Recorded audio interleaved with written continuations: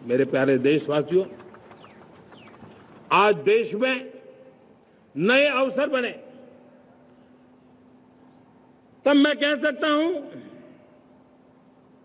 दो चीजें और हुई जिसने विकास को एक गति दी है, विकास को एक नई छलांग दी है। और ये है, पहला है आधुनिक इंफ्रास्ट्रक्चर का निर्माण। हमने इंफ्रास्ट्रक्चर को आधुनिक बनाने की दिशा में बहुत बड़े कदम उठाए हैं। और दूसरी तरफ सामान्य मानवीय के जीवन में जो बाधाएं हैं, ईज ऑफ लिविंग का हमारा जो सपना है, उस पर भी हमने उतना ही बल दिया है। पिछले एक दशक में अभूतपूर्व इंफ्रास्ट्रक्चर का विकास हुआ है। रेल हो, रोड हो, एयरपोर्ट हो, पोर्ट हो, ब्रॉडबैंड कनेक्टिविटी हो, गांव-गांव नए स्कूल बनाने की बात हो, जंगलों में स्कूल बनाने की बात हो, दूर सुदूर इलाकों में अस्पताल बनाने की बात हो, आरोग्य मंदिर बनाने की बात हो, मेडिकल कॉलेजों का काम हो, आयुष्मान आरोग्य मंदिरों का निर्माण चलता हो, 60,000 से ज्यादा अमृत सरोवर बने हो, 2 लाख पंचायतों तक ऑप्टिकल फाइबर नेटवर्क पहुंचा हो, नहरों का एक बहुत बड़ा जाल बिछाया जा रहा हो, 4 करोड़ पक्के घर बनना, गरीबों को एक नया आश्रय मिलना, 3 करोड़ नए घर बनाने के संकल्प के साथ आगे बढ़ने की हमारी कोशिश हो।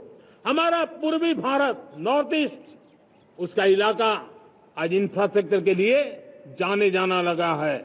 और हमने ये जो कायाकल्प किया है, उसका सबसे बड़ा लाभ समाज के उन वर्गों तक हम पहुंचे हैं जो ग्रामीण सड़कें वहां बनी है जिनकी तरफ कोई देखता नहीं था, जिस इलाकों को नहीं देखता था, जिन गांवों को नहीं देखता था। दलित हो, पीड़ित हो, शोषित हो, वंचित हो, पिछड़े हो, आदिवासी हो, जंगल में रहने वाले हो, दूर सुदूर पहाड़ों में रहने वाले हो, सीमावर्ती स्थान पर रहने वाले हो, हमने उनकी आवश्यकता की पूर्ति की है। हमारे मछुआरे भाई बहनों की आवश्यकताओं को पूरा करना, हमारे पशुपालकों के जीवन को बदलना, एक प्रकार से सर्वांगीण विकास का प्रयास हमारी नीतियों में रहा, हमारी नीयत में रहा है, हमारे रिफॉर्म में रहा है, हमारे कार्यक्रमों में रहा है, हमारी कार्यशैली में रहा है। और उस सबसे बड़ा लाभ मेरे युवाओं को होता है। उनको नए नए अवसर मिलते हैं, नए नए क्षेत्र में कदम रखने का उसके लिए संभावनाएं बन जाती है। और वही तो सबसे ज्यादा रोजगार दे रहा है। और सबसे ज्यादा रोजगार प्राप्त करने का अवसर इन्हीं समय में उनको मिला है। हमारा जो मध्यम वर्गीय परिवार है, मध्यम वर्गीय परिवार को क्वालिटी ऑफ लाइफ, वो स्वाभाविक उसकी अपेक्षा रहती है। वो देश के लिए बहुत देता है, तो देश का भी दायित्व है कि उसकी जो क्वालिटी ऑफ लाइफ पे जो उसकी अपेक्षाएं हैं, सरकार की कठिनाइयों से मुक्ति की उसकी जो अपेक्षाएं हैं, उसको पूर्ण करने के लिए हम निरंतर प्रयास करते हैं। और मैंने तो सपना देखा है कि 2047 जब विकसित भारत का सपना होगा, तो उसकी एक इकाई ये भी होगी कि सामान्य मानव के जीवन में सरकार की दखलें कम हो, जहां सरकार की जरूरत हो वहां अभाव न हो, और जहां सरकार की बेकारण प्रभाव भी न हो, इस प्रकार की व्यवस्था पर हम प्रतिबद्ध हैं। मेरे प्यारे देशवासियों, हम छोटी छोटी जरूरतों पर भी ध्यान देते हैं, हम छोटी छोटी आवश्यकताओं पर ध्यान देते हैं और उसको लेकर हम चलते हैं। चाहे हमारे गरीब का घर का चूल्हा जलता रहे, गरीब की मां को कभी आंसू पी करके सोना न पड़े, और इसके लिए मुफ्त इलाज की योजना हमारी चल रही है। बिजली, पानी, गैस अब सैचुरेशन के मूड पर है। और जब हम सैचुरेशन की बात करते हैं, वो 100% होता है। जब सैचुरेशन होता है तो उसको जातिवाद का रंग नहीं लगता है। जब सैचुरेशन होता है तो उसमें पांथिकता का रंग नहीं लगता है। जब सैचुरेशन का मंत्र होता है, तब सच्चे अर्थ में सबका साथ सबका विकास का मंत्र साकार होता है। लोगों के जीवन में सरकार की दखल कम हो, उस दिशा में हमने हजारों कंप्लायंसेस के लिए सरकार सामान्य मानवीय पर बोझ डालती थी, उन सारे कंप्लायंसेस को दूर किया। हमने देशवासियों के लिए 1,500 से ज्यादा कानूनों को खत्म कर दिया, ताकि कानूनों की जंजाल के अंदर देशवासियों को फंसना न पड़े। हमने छोटी छोटी गलतियों के कारण ऐसे कानून बने थे, उनको जेल में अंदर धकेल दिया जाए। हमने उन छोटे छोटे कारणों से जेल जाने के जो परंपराएं थी उन सारे कानूनों को नष्ट कर दिया और उसको कानूनों को जेल भेजने के प्रावधान को व्यवस्था से बाहर कर दिया है।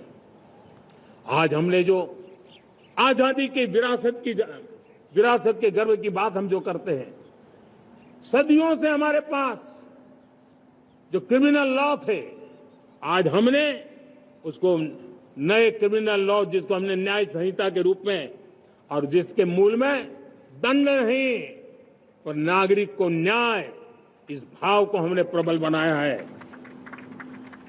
ईज ऑफ लिविंग बनाने के लिए देशव्यापी मिशन में काम करे। हर लेवल पर मैं सरकार के प्रतिनिधियों का आह्वान करता हूं। मैं जनप्रतिनिधि, वो किसी भी दल के क्यों न हो, किसी भी राज्य के क्यों न हो, सबसे आग्रह करता हूं कि हमने एक मिशन मोड में ईज ऑफ लिविंग के लिए कदम उठाने चाहिए। मैं हमारे युवाओं को, प्रोफेशनल्स को, सबको मैं कहना चाहता हूं, आप अपने स्थान पर जहां पर आपको छोटी छोटी दिक्कतें होती है, आप उसके सॉल्यूशन को लेकर के सरकार को चिट्ठी लिखते रहिए। सरकार को बताइए कि बिना कारण की कठिनाई आए उसको दूर करने से कोई नुकसान नहीं है। मैं पक्का मानता हूं आज सरकारें संवेदनशील है। हर सरकार, स्थानीय स्वराज्य की संस्था होगी या राज्य सरकार होगी या केंद्र सरकार होगी, उसको तवज्जो देगी। गवर्नेंस में रिफॉर्म्स, ये हमें विकसित भारत 2047 के सपने के लिए हमने उसको जोर लगा करके आगे बढ़ाना होगा, ताकि सामान्य मानवीय के जीवन में अवकाश ही अवकाश पैदा हो, रुकावटें खत्म होती चली जाए। नागरिकों का डिग्निटी ऑफ सिटीजन, नागरिकों के जीवन में सम्मान मिले। डिलीवरी के संबंध में कभी किसी को ये कहने की नौबत ना आया कि ये तो मेरा हक था कि मुझे मिला नहीं, उसको खोजना न पड़े। सरकार के गवर्नेंस में डिलीवरी सिस्टम को और मजबूती चाहिए। आप देखिए, देश में जब हम रिफॉर्म की बात करते हैं, आज देश में करीब 3 लाख संस्थाएं काम कर रही है, चाहे पंचायत हो, नगर पंचायत हो, नगर पालिका हो, महानगर पालिका हो, यूटी हो, स्टेट हो, डिस्ट्रिक्ट हो, केंद्र, छोटी मोटी 3 लाख करीब इकाइयां हैं। अगर ये हमारे 3 लाख इकाइयों को मैं आज आह्वान करता हूं कि अगर आप साल में अपने स्तर पर जिन चीजों की जरूरत है सामान्य मानवीय के लिए, 2 रिफॉर्म करें। ज्यादा नहीं कह रहा हूं मेरे साथियों, एक पंचायत हो, एक राज्य सरकार हो, कोई विभाग हो, सिर्फ 1 साल में 2 रिफॉर्म और उसको जमीन पर उतारें। आप देखिए, हम देखते ही देखते 1 साल में करीब 25-30 लाख रिफॉर्म कर सकते हैं। जब 25-30 लाख रिफॉर्म हो जाए तब सामान्य मानवीय का विश्वास कितना बढ़ जाएगा, उसकी शक्ति राष्ट्र को नई ऊंचाई पर ले जाने में कितनी काम आएगी।